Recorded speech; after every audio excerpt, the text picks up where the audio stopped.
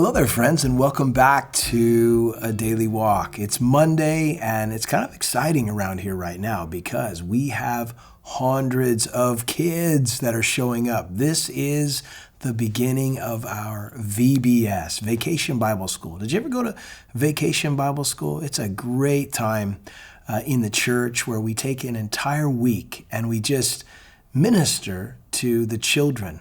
And we have so many volunteers and we have a theme. And I'll tell you what, our team does an incredible job in building sets, and it's really amazing. It's grown through the years, and we're just excited to host all these kids. And it's our prayer that every child who comes through our fellowship here would, I think as D.L. Moody said in his children's ministry, he said that it was his prayer that every child would have Jesus in their heart and a Bible in their hand. And I think that's a great way to look at children's ministry. Well, today we pick up in a very interesting chapter now in 1 Corinthians chapter 11. Paul is dealing here with a sensitive cultural issue as it related to authority and submission, the difference of roles between men and women, and something that had become an issue there in specifically the city of Corinth that Paul addresses. And let's look at it together, and I'll do my best to help you understand. It says in 1 Corinthians 11, we're picking up now in verse 2. Paul says, "Now I praise you, brethren, that you remember me in all things, and you keep the traditions just as I delivered them to you." So let's just pause there. Paul says, let me begin by saying, and I like this, he's prefacing what he's about to say that will be difficult by commending the people for something they were doing right.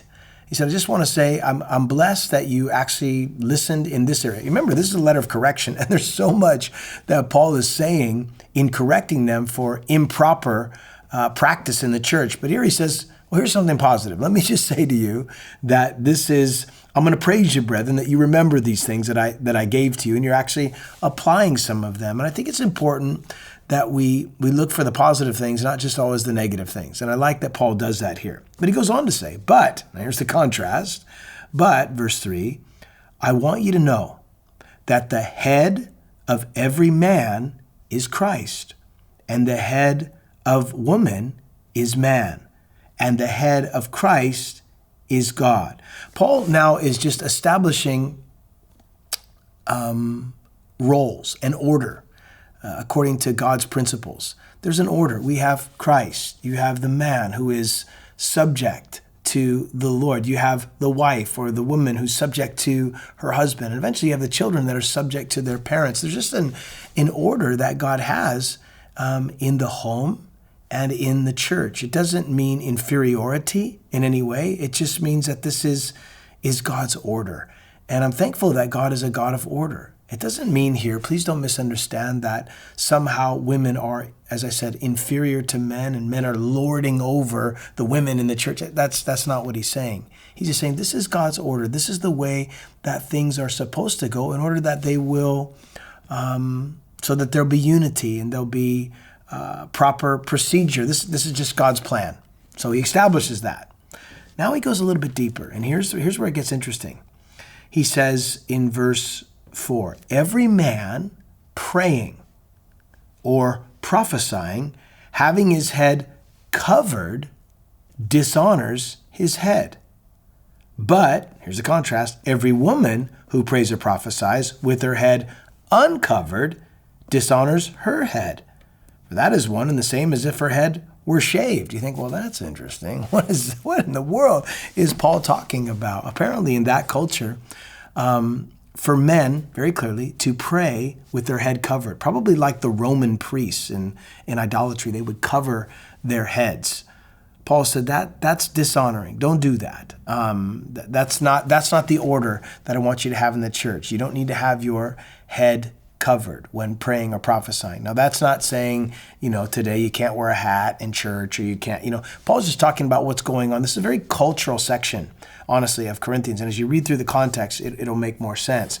On the other hand, he says to the woman that prays with her head uncovered, Apparently, in that culture, in that context, it was proper for women in a submissive role in following the order of the Lord to actually have their heads covered. Now, there are some churches that still want to have women with head coverings even today. But as you go on in the section, you'll see that Paul's saying we don't have such customs in all the churches. But in Corinth specifically, this was something that was important in light of what they were surrounded by, that people would not misunderstand the order within the church. He goes on to say, if a woman, verse 6, is not covered, well, let her also be shorn. But if it is shameful for a woman to be shorn or shaved, well, then let her be covered. Again, Paul is saying, in that culture, a woman not having her head covered when praying or prophesying, it would be the equivalent of she had her head shaved, which was not a good thing. And so he's saying if she's not supposed to have her head shaved nor shorn, then she should be covered in that sense. Well, why is that? He goes on to describe for the Corinthians. It says, verse 7, for a man indeed ought not to cover his head, since he is the image and the glory of God. But the woman is the glory of man. For man is not from woman, but woman from man. Nor was man created for woman, but woman for the man. For this reason, the woman ought to have a symbol of authority on her head because of the angels. Well, if you didn't think that was confusing yet, check this out. Paul said he's basically going back now to the created order. When God first created men and women, you remember he created Adam, formed him from the dust of the ground.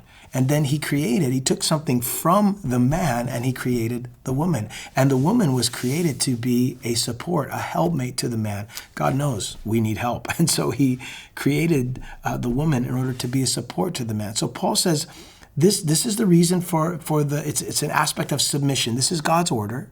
This is the way in the Corinthian culture that you would demonstrate that order. And this is the reason why we have this order. It goes all the way back to Genesis in the very beginning. This was how God designed it. Now, some people might read this and they might be offended, but they really don't understand the heart of God. Someone will look at this and say, Paul, you're such a chauvinist. How could you say this? Paul goes back to Genesis and says, this was God's design from the beginning. This is how God meant it to be. At the very end of that section, we're going to have to pick this up again next time, but Paul says that the woman came from the man, and yet it says that all things come from God. We're going to come back to this section, but let me just pause here on this Monday and give you this one thought. God is a God of order, a God of design, so that there's no confusion, so that there's no misunderstanding. And it's important that if God gives us a design, whether it's in the family or it's in the church or it's in the individual life, that we follow it. It's for our good. God wasn't putting these principles in place or reminding the Corinthians of this because he was wanting to be restrictive in any sense, but he was wanting for them to be blessed. And so he just reminds them, hey, this is my plan. This is my order. This is what it looks like in the Corinthian church. What's God's plan? What's God's order for your home, for your family, for our church ministry here at Calvary? Whatever it is, I want to follow it because I know it's for my good. May God bless you, and we look forward to continuing in this section of Paul's letter tomorrow. God bless.